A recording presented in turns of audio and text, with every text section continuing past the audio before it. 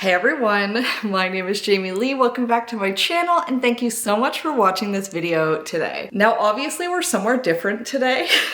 I typically film every single one of my videos in the exact same room. It's kind of like a designated filming room in my house. But today I thought we would do something just a little bit different. So right now, obviously I have no makeup on. My hair is still up in its overnight heatless curls. I thought we would do a little bit of like a get ready with me. And I have some stories, some like customer service horror stories that have happened recently, just some interesting stuff that I thought I would share while I'm kind of getting ready. A lot of these are the types of short stories that I usually post on TikTok, but because YouTube Shorts is so short, you guys usually don't see them here. So instead, I thought we would talk about them today together while we're getting ready. And obviously this is a very different style of video, so if you like this, let me know, and I'm happy to do more chit-chat style videos every once in a while. And right now we are in my sunroom, so behind you is a ton of gigantic windows. I don't have any extra lighting in here, so hopefully it will look okay with just all of the windows. Now, like I said, I am going to get ready while we're doing this. So I do have my little Merit X Tove bag that they sent me, and this is full of a bunch of my makeup that I use every single day, a couple of new things from Merit. And like always, if there is something in this video that you're interested in knowing more about, let me know down in the comments and I'm happy to answer it. But I am just going to do my makeup and kind of talk while we're at it. And if you hear jumping around, it's my dog jumping up onto the couch. And one of the very first things that I'm trying today that's brand new to me that Merit sent me is this Merit Great Skin Instant Glow Serum. I usually use a vitamin C serum in the morning, so we'll try this out. Now, in general, the first thing I thought I would start with, in case there's anybody new here who has not watched any of my videos before, what type of content do I usually make? I think I should mention that first. So I typically make fashion, swimsuit, and like bra and shapewear hauls and reviews. Really heavy on the reviews there. I know a lot of people post haul style content where they are literally just trying on the stuff and specifically trying to get you to buy everything and just saying how good it all looks on them. That is not the type of content that I make. This felt very good. Definitely liked that. When I am making my like haul style content, I very specifically am trying to go over what things I like about a product, what things I don't like, how the fabric feels, how it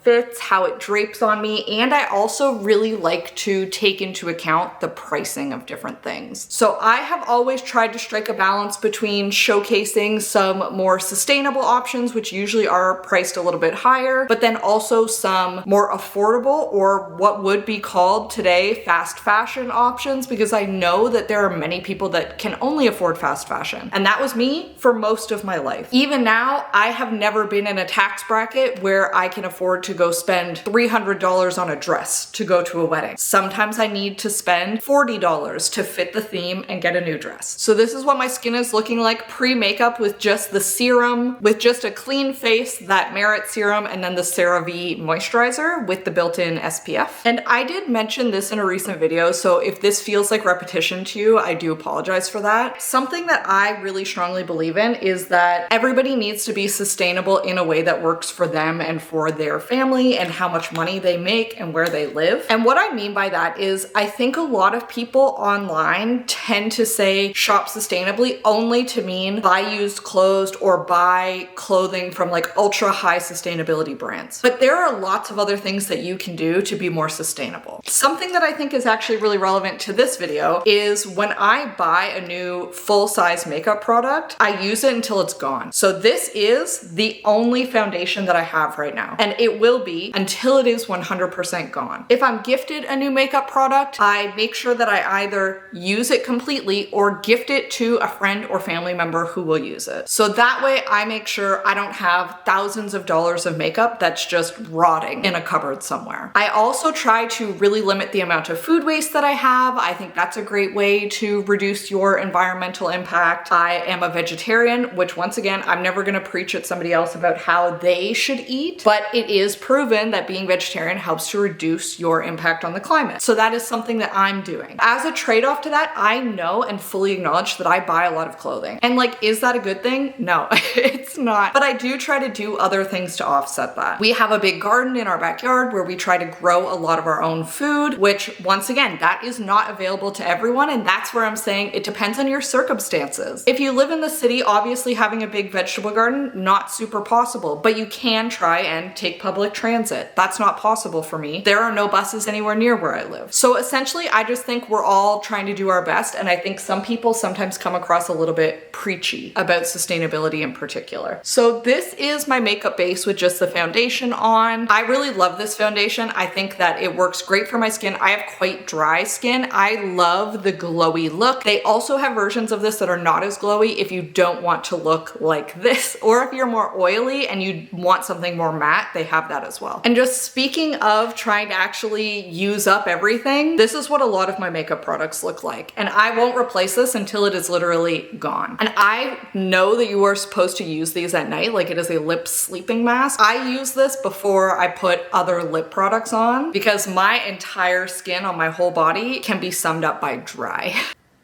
Now, why did I start making videos? This is something, once again, I've talked about this a couple times now, so if you don't care, you can skip ahead a little bit. Originally started making videos because I purchased a pair of pink Gymshark leggings that were very, very highly reviewed by all the fitness gurus at the time. And every single one of them were talking about how squat proof they were and how good that they looked and how could wear any color of underwear under them. I bought those leggings in the same size I bought every other pair of leggings from Gymshark, and they were fully sheer standing up. I still have that video on my page. Like, this is a screenshot. You can tell just by looking at that how long ago this was. I quite literally filmed that video in like a rage. I barely remember filming it because I was so annoyed at the blatant lying. And from that experience, I kind of realized that most people who are influencers or who were YouTubers at the time, it wasn't really like content creators or influencers, were only looking to make money. Like, they really, really didn't care about having really truthful reviews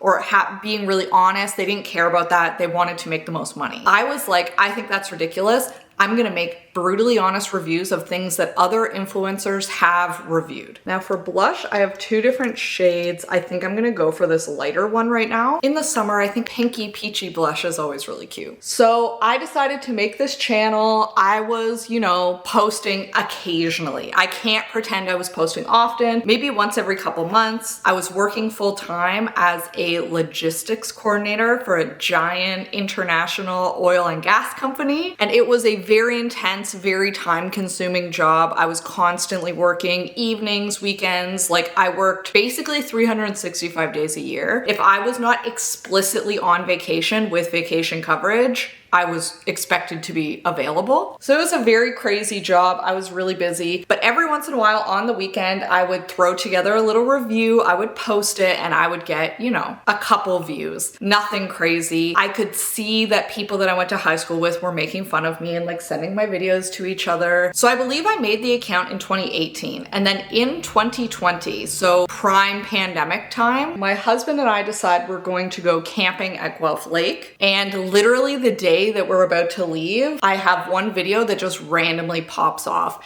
And honestly, I'm glad that it popped off, obviously. I also am still a little bit embarrassed about the situations behind it. So basically I had one video that was posted on like a hot YouTube girls website in Brazil. So a bunch of Brazilian men started watching one of my videos. Now at this point, I'm maybe like mid-20s. Early to mid 20s. I was really, really shocked, embarrassed. I couldn't believe all the stuff they were saying. Now, obviously we were camping, so it's not like I was checking my phone to see the comments rolling in. And when I came back, I remember my heart sank at all of the men following me and commenting on my stuff. However, it also propelled me into getting accepted into the YouTube Partner Program while I was camping. Another thing you can see that I've used a lot of, it's almost gone. Now, before any of this kind of happened, I remember I would joke all the time about how cool it would be if I ever made $1 off of YouTube. And now YouTube is my full-time job. And some people might know that, some people might not. I left my job at Conestoga College in 2022, where there I was I believe my official title was Support Services Officer. I was a program coordinator for one of the biggest programs at the college, targeting international students. And I have made a long video about how much I regret that on TikTok. I don't know how much I've talked about it on here, but working there was definitely such a regret for me. I still regret it. And I met some amazing people working there, some people I'm still friends with. I learned a ton, but I also felt like I was part of such an unethical system. And I want to be clear,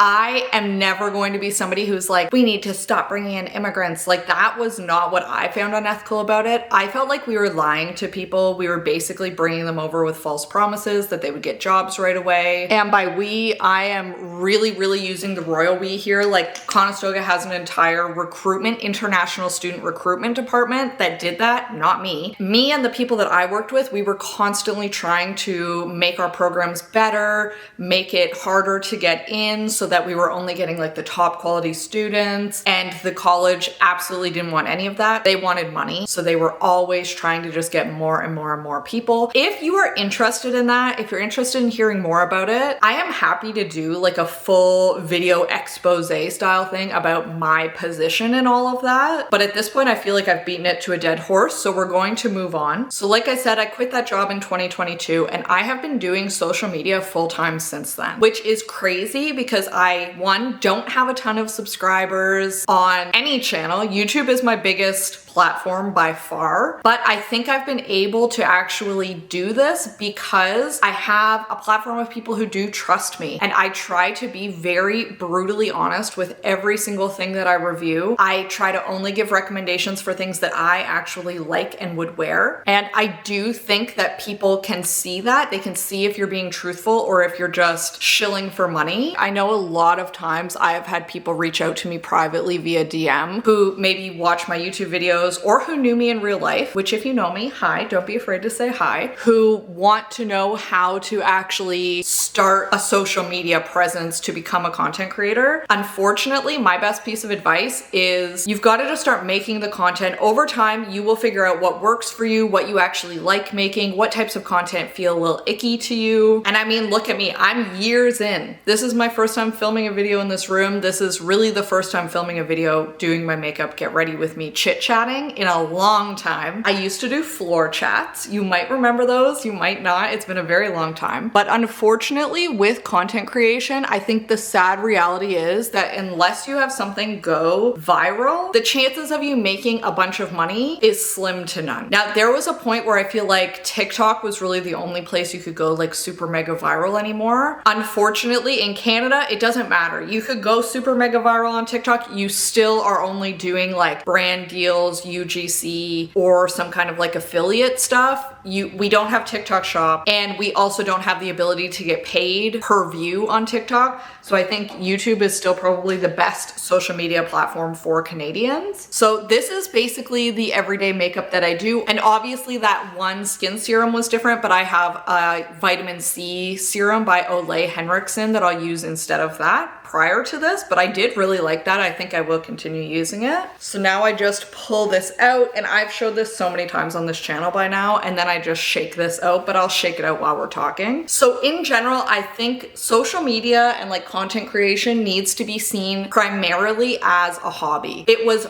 always my hobby until the moment I quit to do it full time. And when I quit to do it full time, I had to hustle to try and reach out to every brand I had ever talked to, see if they had an ambassador program. I was signing up for things like LTK or Magic Links, which if you've clicked my links in any of my videos before, those are things that might sound familiar to you. Essentially, they allow you to link to products, but you get a small commission if somebody buys from them. That is how I would say I make most of my money. That and UGC content. I don't do a ton of brand deals because I feel like a lot of times there's this pressure with brand deals to appease the brand, and I don't want to have to do that. To be brutally honest with you, I want to be able to give my honest opinions on every single thing that I try. And I think sometimes when you know you're getting paid to talk nice about something, it can influence your opinion whether you want it to or not. So I think a couple of years ago, I made a video and I mentioned that I was making like $1,000 in revenue, not even like net. Now I can definitely say I'm making significantly more than that. I'm making around what I was making at my full-time job before I quit. However, I obviously have a lot more flexibility. I can take a day off in the middle of the week if I want. However, I also am starting to feel that creep that I felt when I was a logistics coordinator all those years ago, where I was on call 24/7, where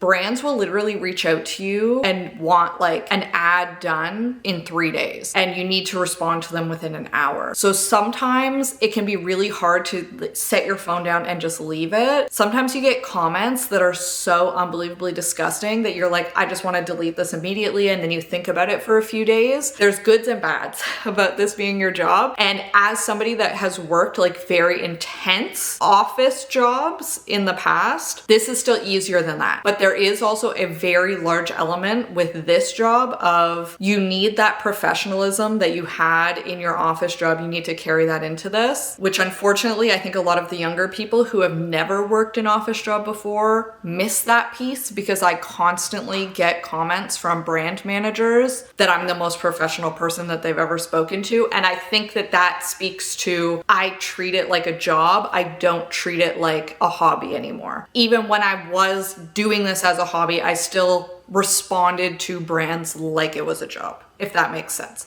So I think that's an important thing to take away. But also the one part that I don't like about doing this full time, and I think it's important to be honest about stuff like this, I constantly feel like I need to beat my performance from previous months in terms of sales, how much money I'm making, how many videos I'm making. It got to a point where for a while I was literally releasing videos 7 days a week, if not 2 videos a day, 7 days a week. It was just stressful. It felt bad. I was running out of inspiration because there was just so many videos to make. Like I was just constantly trying to make content out of everything, and that's not fun for me. And when it's not fun for me, I think it really comes across on screen. But I can definitely honestly say I really enjoy doing this style of video for once, where we're just sitting and chit-chatting away. Now, obviously I ended up blabbing that entire time. I am a yapper. Anyone in my life can tell you I love to talk, and I can talk for a very long time. I am going to leave you with one of the stories that I was talking about at the beginning. But if you want more chit-chatty, get ready with me, like let's just talk about some stuff style videos, definitely let me know. Very happy to make them. And I do feel like this is maybe a better way to get to know me, because you don't always get to see my full personality when I'm just trying stuff on and reviewing it, I think. So recently I tried a dress on Amazon, and I had a whole Amazon review video that was like stuff that you could get in both Canada and the US. I will link to that video up here if you want to watch it. I think it was a very cute video. I really liked making it. I thought it was adorable. In that video, there was a dress that I ordered that literally when I received it, I was like, oh God, it was a scam. I got bait and switched. So on the website, it said that it was tencel and cotton, this dress. 45% one, 55% the other. And when I received it, it was like shiny, see-through, super cheap unlined polyester. Looked nothing like any of the photos, didn't look like any of the customer photos. Now, when I ordered it, there were only reviews from the US. So this is one of those products that is the exact same listing in both the US and Canada from the same brand. So you can see the US reviews underneath. And all of them were like, this dress is so cute. Some of them said it was a little long, so I was prepared for that. I wasn't prepared for it to be to my calves and completely sheer, keeping in mind that I'm 5'1", so I'm really short. So I obviously went onto Amazon, requested a refund, and said I was sent the incorrect item. And the brand immediately sent me back a message where the vibe from the message was basically, keep the dress, we will issue you a refund. Like, that is what I took away from it. English clearly was not their first language, so I was like, I want to give the benefit of the doubt. I'm just going to send them a message and confirm that that's what they meant. Usually if you do a refund request on Amazon, they send you a label, and the label that they sent me wasn't a real label. So I was like, obviously they don't actually want me to return it. Like, this isn't a real shipping label. So I send them a message and I say, hey, just want to confirm. So I send them a message and I say, hey, thanks so much for accepting my refund request. I just want to confirm that for sure you don't want the dress back. And they say, you do not need to send the dress back. We will refund you 60%. And I go, no, that's not gonna work for me. So I respond and I say, hey, I think there's some miscommunication here. Like, you sent me the wrong thing. Advertising something as one fabric and selling something completely different in Canada is illegal, and it's also against Amazon's terms of service. So like, I can report your listing if you want and get my money back that way, or you can refund me 100%. And they did not respond for a couple of days, so I gave them a 1-star seller review, and also I did a product review, of course. Now, by the time I did the product review, there were 3 other Canadians who all had also given them 1-star reviews saying it's 100% cheap polyester. So hopefully we will save other Canadians from buying this dress, because it was terrible. I also gave that 1-star seller review that specifically said the seller is not being truthful, fabric composition that's listed on their listing is not what you will actually receive. I left it at that. I was like, oh well, even if I only end up getting a 60% refund or 0% refund, whatever, at least I can know that other people aren't gonna get scammed by this. They immediately, after getting that seller review, refund me 100% of the money and start begging me to take it down. And I was like, well, why would I take it down? The listing still says it's Tencel and cotton. They proceed to send me probably 8 or 9 messages that are all just like, you have to take this down. This is really affecting us. It's going to affect our ability to sell on Amazon. Then correct the issue. It's very confusing to me. So anyways, basically yesterday I said, are you still shipping polyester dresses and saying that it's Tencel? And they said, well, yeah, but it's hard for us to adjust the listing. Like, okay, and the seller review stands. Like, I don't know what to tell you. So I finally just like reported them and said, I don't want them to be able to contact me anymore. Like, they're just harassing me at this point. But I just thought it was absolutely crazy. Like, you would think if you were advertising something as one thing and sending people something else, first off, you would want to correct that right away, because like I said, it is against the law in Canada to do that. But also that you would just immediately refund people and say, oh, you can keep the dress, don't worry about it, we'll refund you, if there were people that were upset. Because maybe some people wouldn't notice if they hadn't actually looked at the fabric composition in advance. But I just thought it was crazy. Anyways, so you'll have to let me know if you've had any experiences like that on Amazon. Ironically, literally 2 days later, I dropped our butter dish on the ground and shattered it into 100 pieces by accident when I was just trying to butter some toast. And I ordered a replacement one in white with a wood lid, exactly the same as what we had before. And I received one that was bright orange with like a knife in the lid, and then I had to refund that too. So weird stuff happening on Amazon right now. Definitely a little bit weird. And with all of that, I guess we're ready now. We've been ready for a while. We've been chit-chatting. Thank you so much for watching this video today. Like I said, if you're interested in more videos like this in the future, more chatty, yappy videos, if you have any questions that you would like me to answer in future ones, definitely let me know. I'm very happy to do more of these. I thought that this was very fun, a nice switch up. And like I mentioned, if there is like a makeup product that I talked about today that you do want to check out, feel free to ask me questions about any of them. I know that I went very fast, kind of past everything, because that wasn't really the point, but I will also link them in the description if there's something that you want to check out in the order that I put them on in. And as I mentioned, I do usually do like hauls and reviews. So if you like that kind of content, be sure to subscribe. Very happy to have you along for the ride with me. And with that, thank you so much for watching this video today. I hope that you have a fabulous day and that I will see you next time. Bye!